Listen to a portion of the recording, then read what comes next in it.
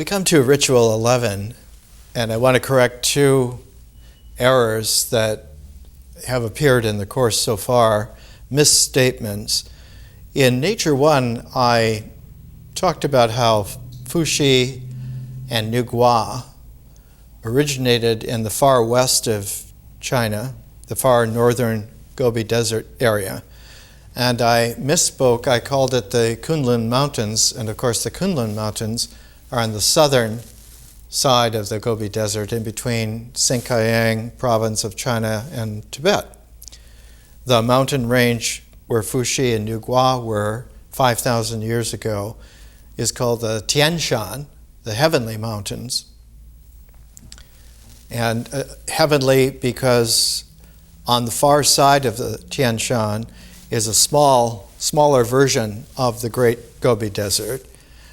But the mountains are so high in the Tianshan that there are cirque valleys that have beautiful lakes. And one of those lakes is the site of Shi Huangmu, who is the Queen Mother of the West in Chinese civilization.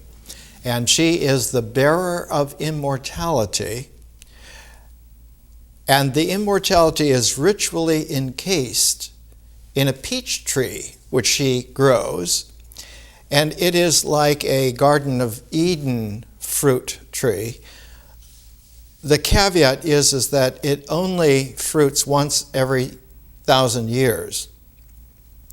And so if you are not born at the time at which it fruits and get immortality, you will have to have your ancestors 1,000 years from then, or however many hundred years, finally come to have the benefits of the fruit of immortality. The East Asia whole idea of there being supernatural at the center of the peach comes all the way to Japan with the legends of Momotaro, Peach Boy, who was discovered magically, like Moses in a basket or Sargon in his basket.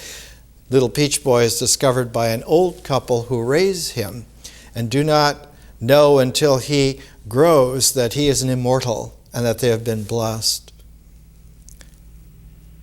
The other is when I mentioned about a month ago around Ritual 7 or 8, Newgrange in Ireland.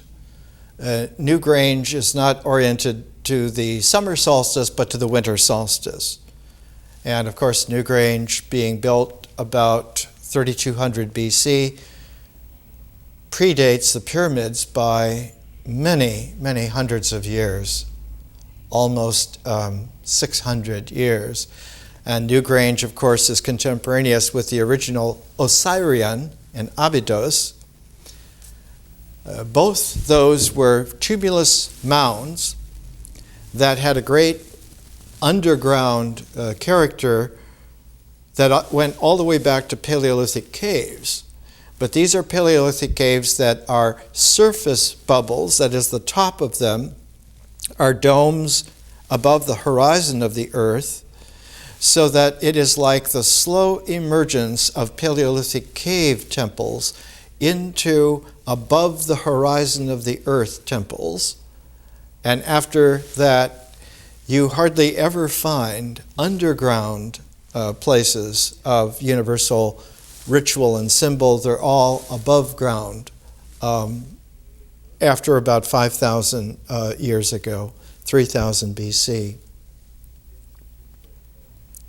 What happens in ritual is that for an incredibly long duration, through many species of hominids, more than 2 million years worth, the whole quality of mysteriousness was that the play on the surface of the earth was the life which the species in their various incarnations and speciation events, they were used to that life. What was underneath was unknown and frightening. It was death. It was another world, not an afterlife, but another world. And there was hardly any attention paid to the upper world, to the celestial realms. When our species, Homo sapiens, came into being about 160,000 years ago in the southern reaches of Africa, for about 120,000 years of that, our species as Homo sapien was an improvement in many ways, but in particular over every other Homo species before them, Homo neanderthal, Homo erectus, Homo habilis, in that Homo sapiens developed a neurological structure that allowed them to speak language, not just the grunts and the indications of all previous species, but Homo sapiens for the first time were able to modulate their breath more than 60 or 70 times per second so that they could speak a complex sound that became oral language. About 40,000 years ago, Homo sapiens underwent a species refinement. The refinement is indicated by doubling the word sapiens, Homo sapiens sapiens. Not only is it wise man who can speak, but it is wise about being wise man who can speak in depth. And what the depth is that our species acquired about 40,000 years ago the ability to go into the netherworld and come back out onto the surface world, bringing secrets of initiation with them about being wise about wisdom. And so the language changed. The oral language now became, instead of ritual-based, generative of experience, the language now had a double referent. It had a referent where experience did come out of what you do, out of your ritual comportment, out of your action, but it also had a double reflective quality where it had a referent to the symbolic mind for the first time. And so Homo sapiens sapiens, about 40,000 years ago, developed a complex oral language that had a both symbolic, higher integral, and a very deeply mysterious, complex ritual traction. And you find that these two aspects were always being balanced by the flow of mythic experience being balanced with the flow of nature.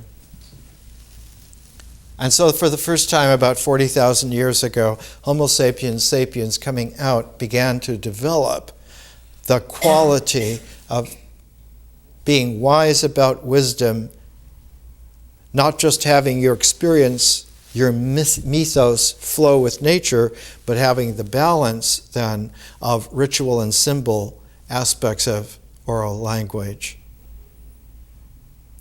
About 5,000 years ago, there was a deep refinement of this. And the refinement came in the development of a written language.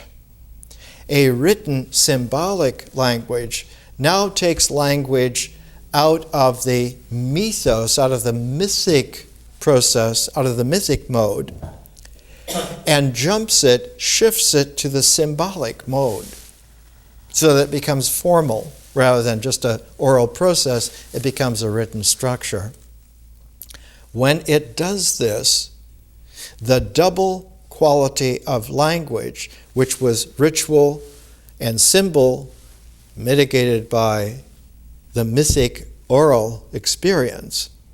When you have a written language, now that written language has a double property, but its double property is that it has a genesis out of mythic experience, out of the oral language, imagery, feeling tones of experience, but its correlate now is in visionary consciousness.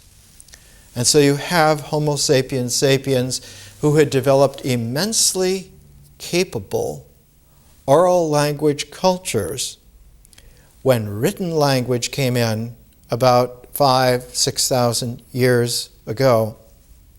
You had a deep modification because written language now needs to have experience correlate with visionary consciousness.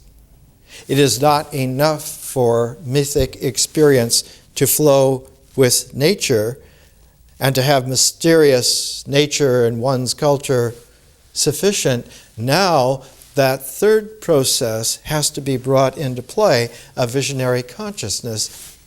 And the double quality of experience in oral language changes from moderating between ritual and symbol to now moderating between nature and vision, nature and consciousness. And so experience expands its ability to have its, not its confines, but these are processes like the banks of a river would be, but instead of the banks of a river, it's like a double river with a ridge in between. You have then in civilization an expansion of experience away from being contained by ritual objectivity and symbol objectivity to having a wilder, wider, flowing quality to its expressiveness. And the mind, the symbolic mind now, must have its form in such a way that it does not just close with experience, but is open to something beyond itself in vision. And so the mind now understands, for the first time in civilization, in written language, that its written language structure must be such that the flow of experience can go through the mind, can penetrate the symbols, that the symbols now act as gateways, as thresholds, and not as summations. So that a written symbolic language and a civilization have an imperative quality. Experience must be able to transcend the mind in order for it to be healthy. This is a very difficult realization early on in civilizations. 3000 BC is like a watershed where you find not only Fuxi and Nugua inventing the written trigrams upon which the I Ching is based, and the development of areas like Newgrange, or like the Osirian in Egypt at Abydos, everywhere in the world at the same time. In Sumeria, you find the first confederations of different city-states into unities, into places. All of this was an extraordinary difficulty that came to a head when civilizations became strong enough to dominate the cultural beginnings, to dominate the oral language beginnings, to dominate the experience that had come out of a natural flow, and even experience which had its flow with nature and with visionary consciousness. When civilizations became very powerful, they began to squelch in favor of symbolic mind control, the structuring of civilization, and it was a jeopardizing situation to have free or too much visionary consciousness available. And so civilization went through a filtering process where it would limit those who could go into the visionary mode. It would limit the access to the visionary mode to just a few individuals at a few given times. It's limiting the access to God to not just the priests, but only to the high priest. And only once a year may the high priest alone go into the Holy of Holies and go into that deep, wild, visionary consciousness. In every civilization of the planet at the time, crisis point came in the 6th century BC by ordinary reckoning. And everywhere on the planet you found special sages who recognized that a crisis point had come to play, especially in the mind, that the mind was now powerfully enough, extended through very large written language civilizations, completely different in scope from culture, and that these written language civilizations could now distort the existential basis of ritual, largely ignoring nature and nature's flow, and commandeering the way in which spoken language would be done according to the written language mentality. You find three great exemplars, individuals, all living at the same time. You find Lao Tzu in China, you find the historical Buddha in India, and you find Pythagoras in the Eastern Mediterranean, Greece, and the Near East. Pythagoras' family, his father's family, was from the Mediterranean coast of Phoenicia. And it's usually thought that Pythagoras is born on Samos in the Aegean. It's only his mother who came from Samos. His father was a Phoenician merchant who had ties all over the world, and that's why when Pythagoras was a young man, he could go to Egypt, he could go to Persia, he could go to the Aegean, everywhere Asia Minor, because he knew through his father's shipping business how to be the different languages and how to live among a number of people. So that you have this triple example, and there are others of the same time, but these are three major. You have everything from Athens, Greece, to the development of the Euphrates, Tigris River civilizations, clustered around Pythagoras. You have everything in India, up to and including the trans-Hindu Kush area of the historical Buddha. And for Lao Tzu, you have everything from the East Atlantic coast of East Asia all the way out to the ends of the western reaches of the Gobi Desert. So everything from Japan to southern Italy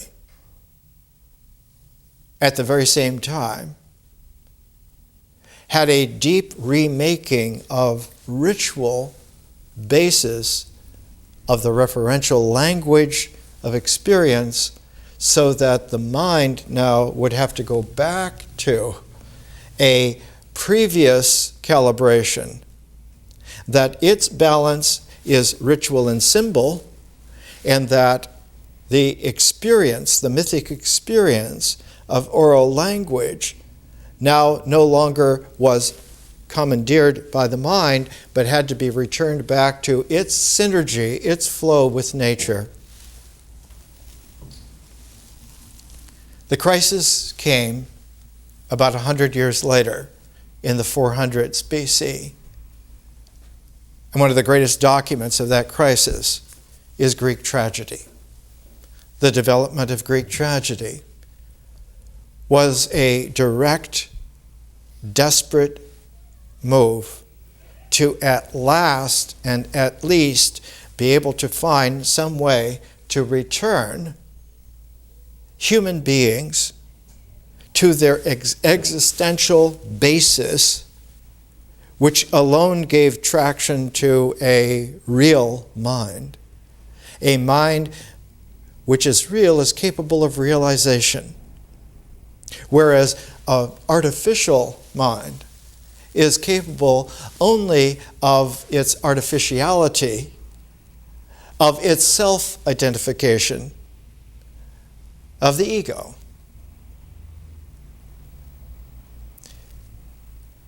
We're taking Euripides' Bacchae as the great exemplar because it was the last great Greek tragedy.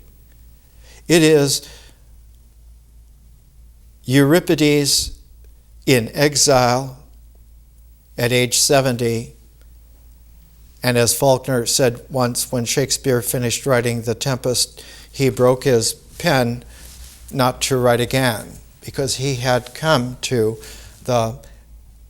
the end of the tether, which is the radius of the possibility of expressing a domestication. A tether is used to train a horse because the wild motions of the horse will always be stretched taut at the radius of the tether, and eventually a circle of limitation to the random wild movements of the horse is the beginning of the taming. The tether of the mind, that radius of the mind, is not in the mind, but in the ritual comportment of one's actions, of what you do. And Greek tragedy is a tether. The length of it is the radius of possible actions of man until he finds that he cannot go any further, and yet reality, nature, is vast beyond where he can reach with this radius, with this tether. And Greek tragedy is always about a point of realization where the tether stretches as taut as it can and breaks, and you are left plunged into the wilds of untamable nature. And the Bacchae is all about that. The crisis in the 400s came in a sociological way, in that the ritual comportment of cultures had been tightened and reformed into the structure of tyrannical empires, and those tyrannical empires based themselves on continuous warfare, on conquest, that the old hunting qualities of Paleolithic man, the hunting qualities that had been brought into the earlier civilizations as keeping alive the origins of the courage of men, of the bringing home of the game to the homes, complementing what the women could gather and bring together. Warfare instead was not hunting for survival of the family, of men and women cooperating together, of hunting and gathering together, but of a warfare to sustain the growing ambitions of the tyrannical forms of civilization. In all the planet, the most anti-war writer for thousands of years was Euripides. And he took the most poignant pride of the tyrannical Greek Empire of the late 400s, he took the Trojan War as his point-breaking exemplar and wrote one of the most... it was a Greek tragedy that brought him such ill will from the tyranny that he went into self-exile and never returned to Athens again. And the Greek tragedy is called the Trojan Women. The Trojan women are three of the most powerful wives of the defeated Trojans, and one of the Greek wives. And the queen of Troy, whose king Priam has been killed, is played by Katharine Hepburn. The daughter-in-law, played by Vanessa Redgrave, was the wife of Hector, the greatest warrior of Troy, who was not only killed, he was massacred.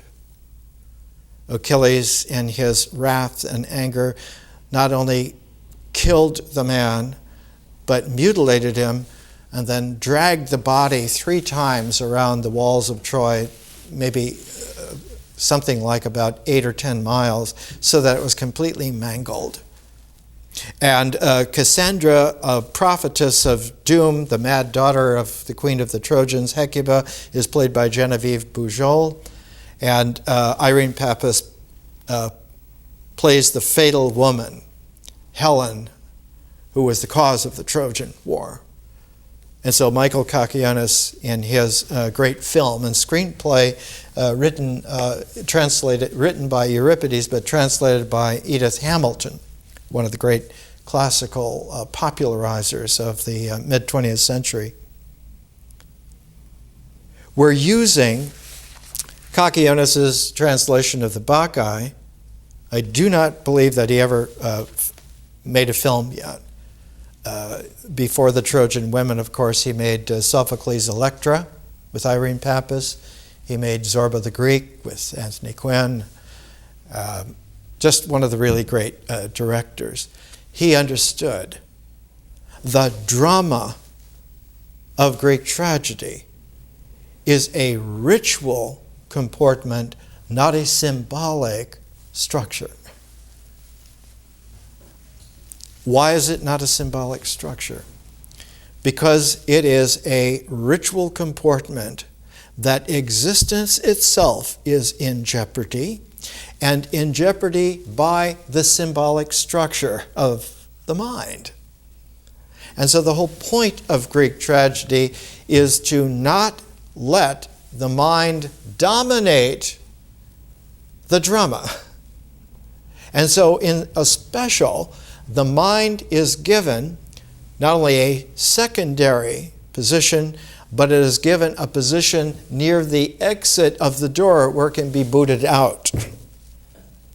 So that Greek tragedy is a ritual comportment showing that the power that is happening here is that nature and experience are going to flow again if the ritual combing is strong enough to get rid of all of the false spurs that have been put in by the symbolic mind. And that as soon as ritual is iron combed out in this way, like in a Greek tragedy, and all the false spurs are eliminated in the course of the performance of the Greek tragedy, the mind, which has correlated itself referentially to the false ritual, will now be faced with a broken traction base, a broken existence in terms of the mind, and it will think it has gone mad, or that it is now ready for death, or that it has been killed,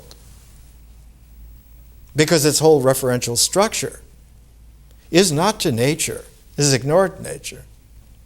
It's not respectful of experience. It has reconfigured experience in its terms. Its referentiality was that it had dominated what The action was what people do. And the tyranny was that men had become permanent killers in organized warfare, and that the women had become bartered objects as trophies to the victors and parceled out or left just to fend for themselves in impossible situations. And the Trojan women, of course, is absolutely, as Cacoeunus writes in his introduction, the most strong statement against warfare in the world. That it is a bastardization of the complete integral cycle by a mind which is so distorted that any corrective to cure it would be considered by that mind a madness or a death. In the Bacchae, which takes the critique on a sociological level of the Trojan women and many other, he wrote tragedies about Helen, about Hecuba, about other figures in this, but the Bacchae is the summation of it. And the Bacchae is all about King Pentheus, who looks upon the life, energy, divinity of Dionysus as a sham. He's a faker.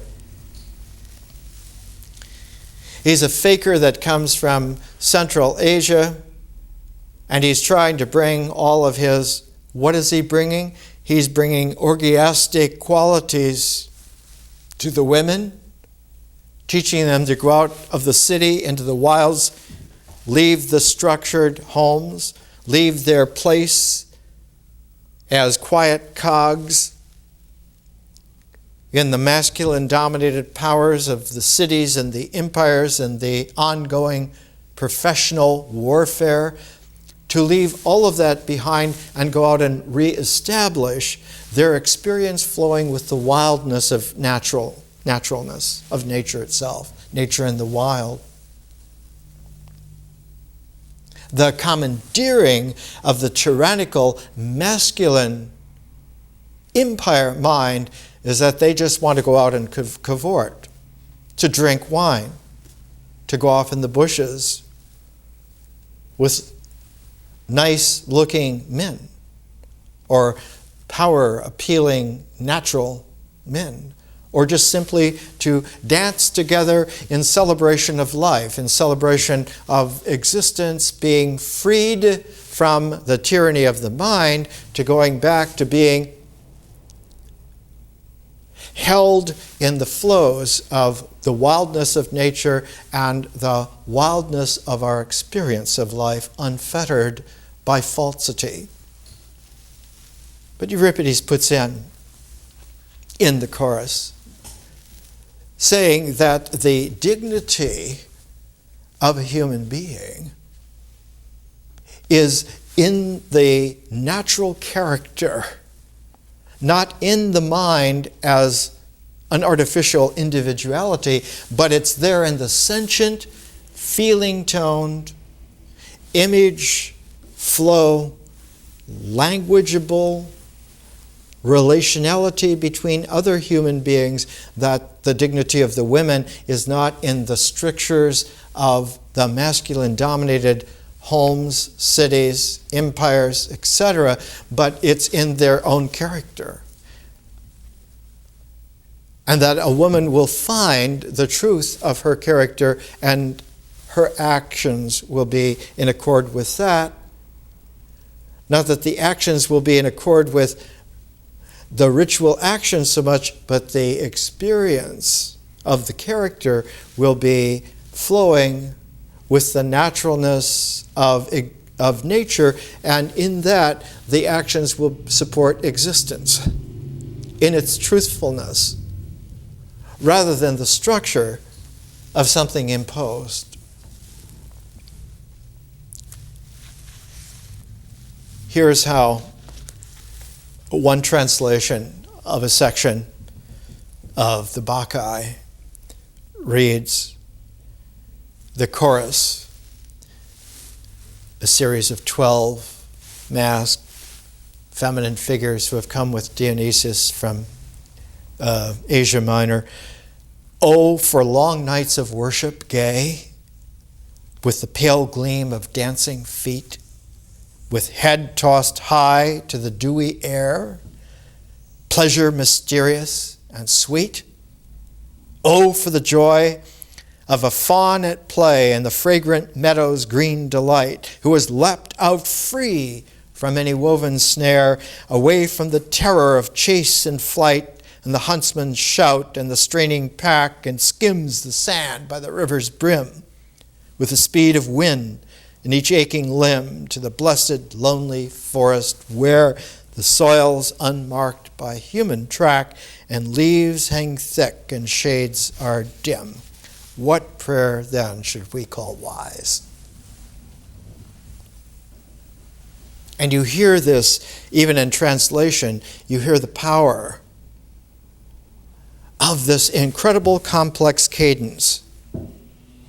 Not a cadence that's meant so much to be read, but to be heard.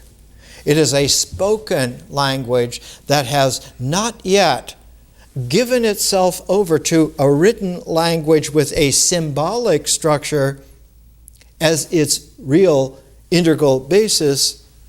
It's not concerned with the integral of the mind. It's concerned to express in a natural, ebullient, cloud-making quality out of the ritual action that really is happening. The drama on the stage that the language, in Sanskrit, the term for this was called papancha, cloud churning. That this just simply occurs because the action is so precise and intense. It's like flints striking and making the sparks, and finally the fire comes out. And the fire is the flaming of language out of the intensity of the actions which have been generated because they are primal from nature, fresh just now. They're not a repetition of anything. And so the performance of a Greek tragedy is that this is the first time ever in the history of the universe that this has happened. Because this performance is unlike any other performance. It's not a repetition. It's not a playbill, and now we're doing this performance. It's that this is happening for the first time originally out of the complete openness of nature, and just now is occurring. There was a little note in the latest issue of Nature, the International Journal of Science. According to quantum theory, a vacuum is far from empty. It seethes with photons that pop in and out of existence. An object moving through these photons should feel a slight drag type called the Casimir Effect. It might be possible to measure. What happens is that the photons, as they come in and out of existence, exceed the speed of light when they're out of existence, and hold to the speed of light when they're in existence and they're popping in and out. And because it is both ways, the Casimir effect is that there is a synchrotron radiation that is sent out, because what is happening here is that the speed of light is being exceeded every other non-moment. And each time the photon comes into existence as a particle, it is just now a particle, and when it went out, it is no longer a particle, but only a dynamic wave much faster than light. They don't say it's about 10 to the ninth, it's about 10 billion times the speed of light. You could cross most of the known universe in the time it takes to blink your eye. We're pairing with Greek tragedy, the great Zen travel journal of Basho, and we'll come to it after the break for a little bit to see. But not only but Zen theater, the No theater, is very much like Greek tragedy. One of the really great little studies came out, published by Princeton just a few years ago, the artistry of Aeschylus, the founder of Greek tragedy, and Zeami, the founder of No drama, Zen drama in Japan. It is interesting to see that as we pair Zen and Greek tragedy, both are concerned that a point of realization exceeds the mind's ability to keep it tethered. In Greek tragedy, it's that one is returned to the wilds of nature. In Zen, it's that one is returned to the wilds of reality. Let's take a break and we'll come back.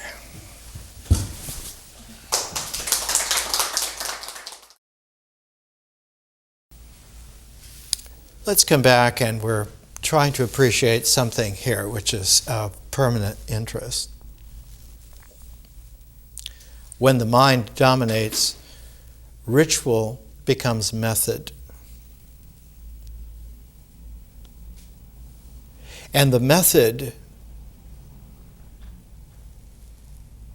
is all geared to a codification of dominating the ritual, so that it is no longer a ritual that is generated by nature, but it is a method that is controlled by the mind, by its mentality.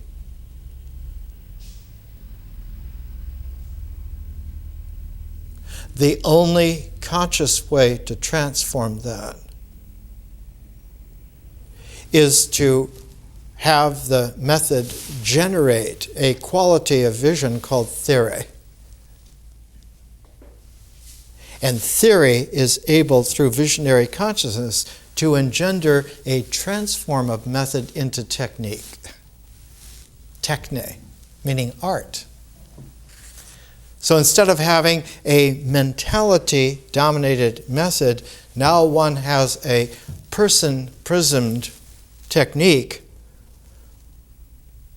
which is able to do something which the old natural generated ritual used to be able to do vis-a-vis the symbolic mind. But whereas the ritual of existence was like the traction base of the symbolic structure of the mind, the new art form techniques, instead of being a base for the mind, are a forward attraction for the mind. They're a magnetic future for the mind. They're something that the mind must ascend to, aspire to. And so vision, when it is an active theoretical transform, puts the imagination of the mind into imagining in visionary consciousness, which becomes insightful, becomes attracted to, it becomes forward-looking to. And in the ancient Greek ethos, someone who could do this was called a seer, and the Greek word for seer is mantis. Now we get the English term mantic out of it, meaning out of control of the mind. But mantis is a seer who has the gift of prophecy. And that early theoria, the Greek word theoria means contemplation, it isn't theory as a structure of the mind, it's theoria as a contemplative practice of vision, which when it is tuned becomes the creative imagining that is very close to prophesizing. And so a Greek seer, a mantis, would be somebody who has the gift of prophecy. And prophecy is a feature of Apollo. Because Apollo is not a mental form, it's not a symbolic state of form, but is an art form. is a differential, prismatic form. In the Bacchae, the mantis figure is Tiresias. And he's the most powerful figure in the whole drama, in the whole Greek tragedy. Because Tiresias has received the gift of prophecy because he was blinded, so that his physical, existential eyes were permanently blinded, and to make up for it, the person who blinded him gave him the gift of prophecy of insight, a visionary insight that he can see visionarily not only really what is there, but what is coming that leads to what is really there as well. And the goddess who blinded him was Athena. And it is Athena who gave him also the gift of prophecy to make up for the fact, why was she blinding him? Because he saw Athena bathing nude. And it's curious because the mother of Tiresias was with her, bathing with her, when the sun saw her, and Athena seen nude. Isn't that she blinded him because of that, but her nakedness blinded him, and at the same time opened his visionary eyes. Why was Tiresias there? Because he was the only figure in the Greek ethos who was at one time a man, and at another time a woman, and then at another time brought back into being a man again. He had been both sexes. And that the two sexes came because he saw two very sacred serpents copulating on a sacred mountain at a sacred site, and the seeing of that changed his gender. And the second time that he saw it later in his life, it changed his gender again and changed him back into a man. And so he had lived for a long time as a woman, and he was used to just being around women bathing together as a woman. And when he had been changed back to a man, he forgot momentarily that he was now a man, and seeing his mother and Athena bathing together, the sight of Athena's nudity blinded him, and because the mother said, well, my son cannot live without being able to see, and so Athena gifted him then with the gift of prophecy. And in the Bacchae, when he first comes into play, enter Tiresias. Though blind, he makes his way unaided to the door, because he can see, not only with vision, seeing visually, but one can, through vision, one can hear, one can have all of the senses working, but they work now not as 5 different senses, but of 5 senses brought together quintessentially. So that visionary consciousness is a quintessential interpenetrating of all the senses together, and all of their senses together constitute a gestalt, which is a 6th sense. The 6th sense is not a 6th sense added to the 5, but that the 5 together, gestalted not as a whole integrally, but gestalted as an array differentially, convey the harmonic of the array, not the integral of the 5, but the harmonic of the 5. So you get a pentatonic scale, which in itself then is like a 6th sense, called insight. And that the insight has all of the earmarks of a super perception.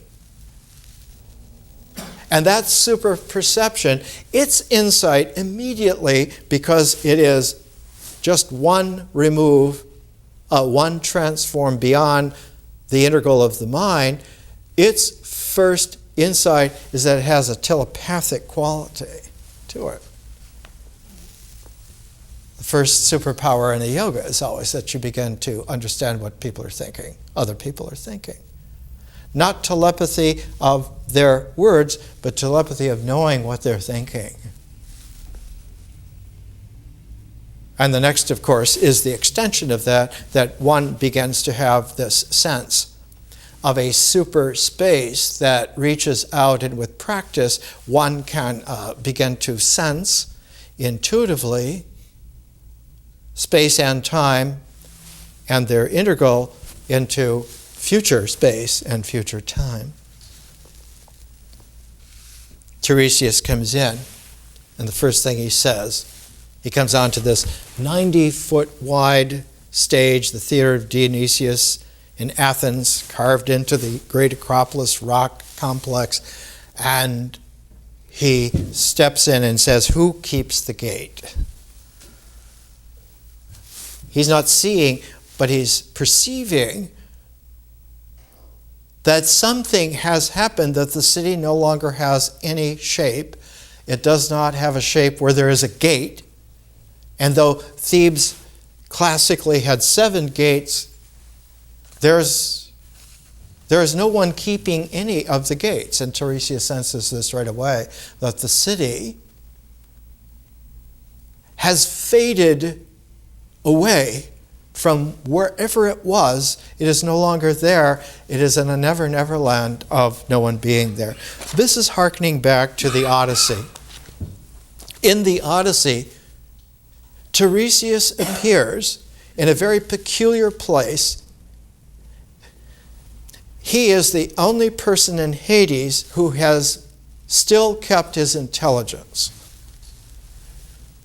The Homeric Hades is that one goes to Hades and slowly fades and fades and fades away. And the ability to have language, to speak language, becomes not only faded, but it becomes confused. And Homer says in the Odyssey that in hell, people speaking sound like the gibbering of bats in the darkness. And they fade as if they were like old flowers that keep getting older and older. The phrase translated into English from Homer is, the fading fields of asphodel, without scent, without hope. One of the books that we're using for a whole year as a track is the Odyssey. We're also using Moby Dick by Herman Melville, or Ovid's Metamorphosis, or Lady Murasaki's The Tale of Genji. These year-long reading journeys weave together with the pairs of works that we continually use. We change them every moon cycle. Every month we change them. But we change the year-long reading track with a solar cycle. So that at any given time you have 3, and with 3 you're able to braid and to weave. You can get a complex weave with 3 strands. And of course, if you're doing the continuous respective, the Pythagorean respective, you'll have the pair plus the reading journey from the previous phase that folds in together, and you'll get a 6-part. You'll get a double braiding. You'll get a very complex weave. In the Odyssey, how does Odysseus get to the underworld? Because in his travels, he is constantly stopped by Poseidon. Zeus favors Odysseus. He's the sky god. But Poseidon is the sea god, and Odysseus has blinded one of his favorite sons, Polyphemus, the Cyclops. And he says, he will never get home. I will stop him every time. And Zeus, who is a brother of Poseidon, cannot help. Poseidon is a brother. He's equal. You control the sky, that's fine. I control the sea, he doesn't get home. But there's a third brother. As Zeus is the brother above, Hades is the brother below. So there's a sky god, a sea god, and a netherworld god. And in order to undo the curse of Poseidon, Odysseus has to go to the center of the netherworld, has to go to Hades in the netherworld to reverse his magnetism. So that now he can come back to the sea and he can get home, because Poseidon cannot, when there are two brothers above and below, he can't stop Odysseus on both counts. If both brothers above and below are willing for him to have his day of homecoming. It isn't that he just gets home, it's that there is a ritual day of homecoming. And that day of homecoming is a future certainty that can be prophesied, and if it is prophesied, it will happen. Like the day of Yahweh, the judgment day. If it is prophesied, there will come a day. There will come that day. What is that? That is the moment which is the point of realization where the transform of everything that has been integrally brought together will lead into its array that leads to reality. And the day of homecoming will be a future time in reality, which is much more powerful than any day that's there in the natural cycle. Odysseus knows nothing of this. The person that tells him is Circe. And Circe tells him, because he has managed not only to save his men, she was turning his men into pigs. They were swine in a little corral that she kept, because she's a fearsome goddess. If you mess with her, you're turned into a swine, you're put there, and you'll be food later on for somebody. But Odysseus does not turn into a swine. He is able, because of his heritage, because he is a man of many minds, he is able to hold his own with the goddess. And so she lives with him for a year until he is healthful again, that has the full spirit back into his life.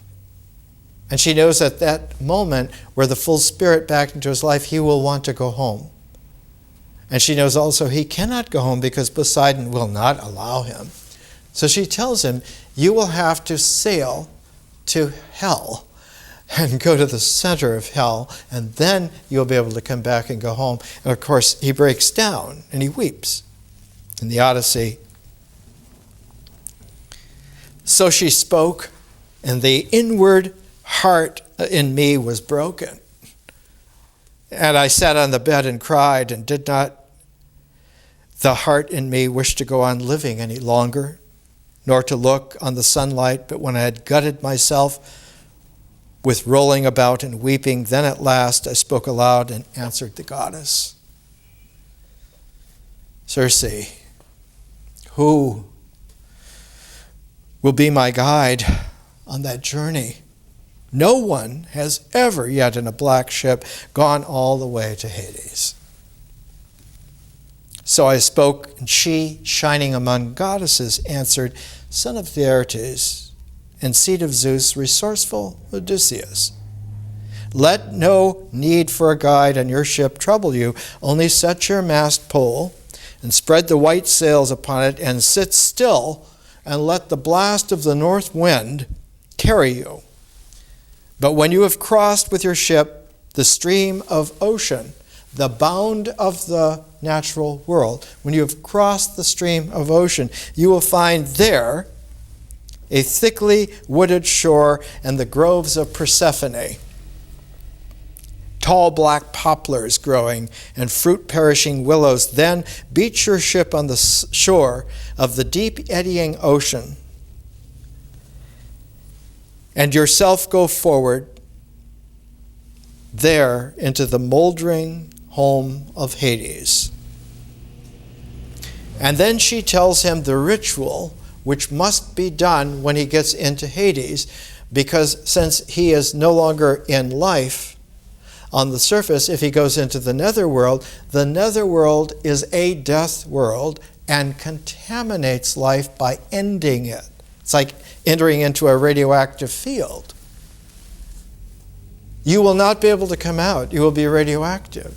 So you will have to do something to ensure that in between everyone that you talk to in Hades, every beholding that you have there must be this ritual followed, which will provide a traction which is reversible. You'll be able to come in and be there, talk with them, and learn what you must, and then back out from there and return. And she says, there, hero,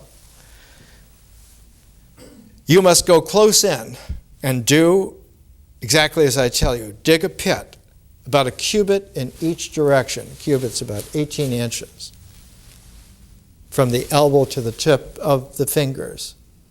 A cubit in each direction is a cube. And you remember a couple of weeks ago we were talking that the original name for the fearsome goddess, Cybele, was Kubela, cube. She is the unknown dark black cube, out of which primordiality gels first and allows for existence to come into play. She is the cube of vacuum emptiness. So you're going to dig a pit in the netherworld of a cube of vacuum emptiness. Otherwise, if you don't have this initial seal, you will have the radiation of death and you will not be able to ever return. Pour in it full of drink offerings for the dead. So in this cube of vacuum, you're going to give food for the dead. What will he do? Honey mixed with milk, then a second pouring of sweet wine, and a third water, and over all of them sprinkle white barley, and promise many times to the strengthless heads of the perished dead that returning to Ithaca you will slaughter a barren cow, your best, in your palace, and pile the pyre with treasures, and to Tiresias apart dedicate an all-black ram, and one conspicuous in all your sheep flocks. Because the first person who will manifest out of this black cube, the dark, empty vacuum of hell, by three kinds of libation, will be Tiresias. He's the only person initially who will have enough strength, his intelligence intact, to be able to begin to call up the other dead so that you can then talk to them. Honey mixed with milk, sweet wine, water with barley flour. Now the barley and the water together will make bread. It's the food of Demeter. The wine is the food of Dionysus. Bread and wine, they're always ancient sacrificial pair. But the third, milk and honey, they are a combination like the land. The land of milk and honey is a promised land. It is a future land. It is a prophesized land. It is the food from the prophesized future land that you will get to. That milk and honey, this bread and wine, those three together as nourishments in the cube of the emptiness at the threshold by which you will go into hell, and the gateway by which you will return back out again. This is the ancient journey through the netherworld, mitigated by Osiris, so that anyone following through this will be able to pair themselves with Ra, who already has done this and has done this every day in the existential actuality of the earth. How many days? The Egyptian Book of the Dead says millions of years. It's even longer than that. When we go to the historical Buddha, just for a moment, how long is this? Historical Buddha talked about there being 6 kinds of figures who are able to understand world cycles. There are members of other sects, there are ordinary disciples, there are great disciples, there are chief disciples, there are private Buddhas, and then there are Buddhas. Members of other sects can call to mind former states of existence for 40 world cycles. It's a long time. But no more. And why? On account of the weakness of their wisdom. For their wisdom is weak, as they are unable to define and name form. Ordinary disciples can call to mind former states of existence for 100 or even 1,000 world cycles on account of the strength of their wisdom. The 80 great disciples can call to mind former states of existence for 100,000 world cycles. The 2 chief disciples for 1 immensity and 100,000 world cycles. Private Buddhas for 2 immensities and 100,000 world cycles. But the Buddhas have unlimited power. The graduated stepping up is a form. George Gamow, one time a great mathematician, titled one of his books 1, 2, 3, Infinity. That there is a asymptotic jump where the scale goes literally off the graph. That this is that the cycles are a time curl within which space has blossomed. And so the movement of time is like the sap, and the space, the 3-dimensional space that comes out, is like the fruiting that comes out of it. But just as there would be a fruit, which would be then the liminal of that time-space integral, at a certain development before the fruiting begins, there's a blossom. And if one follows not the blossom to the fruit, but follows the blossom to the perfume, the fragrance, that sacred incense then carries it not just into the integral, but carries it into the perfuming of super nature, consciousness. This is why all religious rituals have incense. It is the perfuming of the time-space which carries it into visionary superspace-time. Historically, in only one place, the Buddha took the time to give a 5-part series, and the 5th part of it was called the Parayana. Parayanam iti. This is the way across. This is the way beyond. Para means beyond. Parapsychology. Paradise. Parayana. The way beyond. And it is written of here,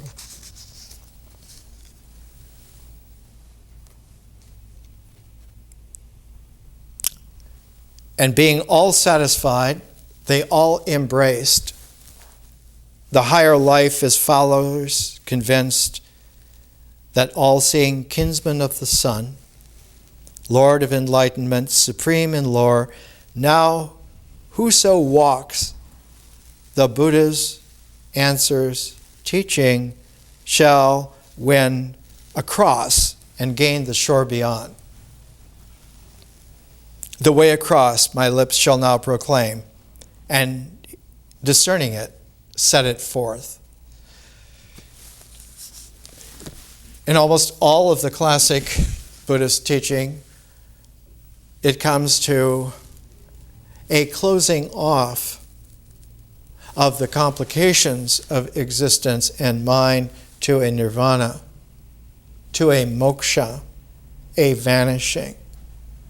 But in the Parayana teaching, it is that the perfume of the flowering is able to carry one across this entire threshold, which is a threshold of super nature, supersymmetry nature, and there is a shore beyond, which is another kind of a land, another kind of a form that you have never seen before in nature. You can get there by this. Odysseus, because of Tiresias, is able to do this in the Odyssey. Only one figure survives in Euripides' Bacchae because of Tiresias, and that is the old king Cadmus. And even though he is old, he puts on the fawn skin, he carries the thresis, the fennel seed, wrapped with ivy, twirls ivy in his old hair, and tries to dance his sexy dances so that Dionysius knows that he's joined in with the Bacchae, that he is celebrating as best he can, dancing as fast as he can, to celebrate that life comes out of the wildness of nature and has existence primordially and is styled this and that and the other later on by developments, but that originally, primarily, freshly, existence has all the wild tang of its origins. And that wild tang of its origins is not mantic like in crazy, but it is delicate as like in a baby. In the Tao Te Ching, Lao Tzu uses the simile of a baby. He says the Tao, when it is freshly te, has the qualities of a baby, which are unlimited, can develop into anything whatsoever. We're learning in our education that ritual is not a repetition that jails one into mediocrity, but is the essential objectivity that sustains the weave of existentiality so that the actions that we do are sequences that are not open-ended, but the sequences come to a purpose, and that these purposes, these sequences, are able to be woven into groups, and the groups are able to be woven together, and so one gets a complex hierarchy where all the straws are woven into the basket. It is the space of the basket that has the same wild primordiality of the space outside the basket, because it is left open, it is left into its shape. And so that good rituals always have an openness that is left there. And the saying is, the baby has a soft spot at the top of the cranium. The skull is not fully formed. And it is through this soft spot kept open into maturity that the songs of praise to the Great Spirit are able to be a voice sent. The American Indian phrase translates directly as, I send a voice. Not through my speaking, not through my mouth, but through the speaking of the superconscious voice of my spirit, which the Great Spirit hears. And hears not by my voice just going there, I send the voice, but the Great Spirit pulls the voice to him, her. And by having pulled the voice to him, her, of establishing a prophetic future where you will be with the Great Spirit, because your voice has been heard. And since it's been heard, you are already there in that visionary voice, and you're already known. The Jewish phrase is, your name has been inscribed in the book of life. You are known. You are expected. The promise is not simply one that will be kept. The promise is real in terms of the mental idea of keeping a promise. It already is established. So that superconsciousness is always a future attraction rather than an old natural propulsion push. You don't need to push to get there. In fact, you cannot push to get there. But you can create the space within which the visionary voice can be sent, and it being heard, you will arrive there on that day. The quality of the chorus confirms that Tiresias now, in the Bacchae, speaks a long series, like a monologue. I'll just give you the first few sentences, and you can hear the quality of the tone. He is blind. He's been both man and woman. He's a great seer. He says, when a clever man has a plausible theme to argue, to be eloquent is no great feat. But though you seem by your glib tongue to be intelligent, yet those words are foolish. Power and eloquence in a headstrong man can only lead to folly, and such a man is a danger to the state. He is a danger to the family. He's a danger to anyone who is close to him. He's a danger to himself. He's a danger to everything, because he is not satisfied with any of those relational forms. Always wants more. Wants the empire, which completely grows because of unceasing warfare. Tiresias says of Dionysus, to the man who refuses to hear, we're going to tough it through, we're going to do it, we're going to be heroes.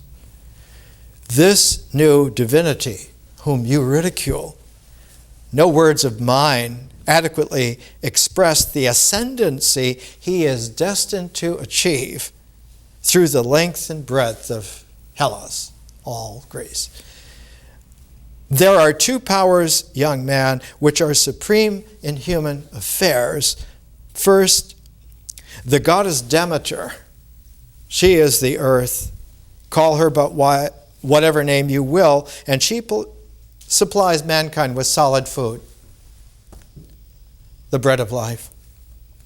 Second, Dionysus, the son of Semele, the blessing he provides is the counterpart to the blessing of bread. He discovered and bestowed on men the service of the drink, the juice that streams from the vine clusters, and through them together, mankind receives the blessing of life. Able, not the blessing of life simply to have food and drink, but to have a food and a drink that sustain him even in a difficult life, even in a suffering life. Because it's endemic in man to have artificialities constantly crunching the naturalness of life into superficiality, so that the experience by this time in civilization is that life for most ordinary people is wall-to-wall suffering. In themselves, in their bodies, in their houses, in their families, in the districts of their cities, in the states, in the empires that are now vying with each other through ceaseless overlapping wars, that everywhere life is a complex layer of suffering.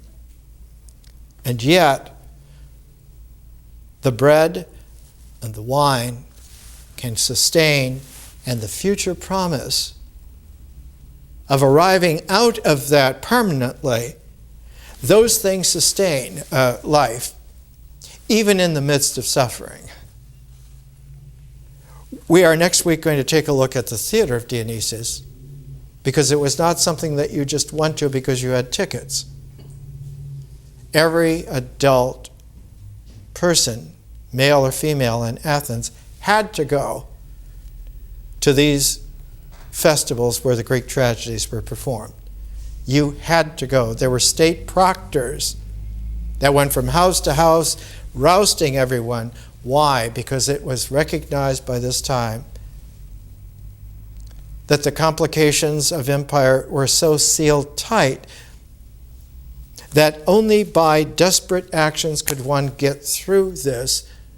And just as soon as the Bacchae ended the great golden age of Greek tragedies, the first super drama was written and produced. The first super drama after Greek tragedy and Greek comedy was the beginning of Plato's dialogues. Dramas of wisdom realization, not just of tragedy or comedy. We'll get to this next week and take a better look at what rituals are doing. Thank you.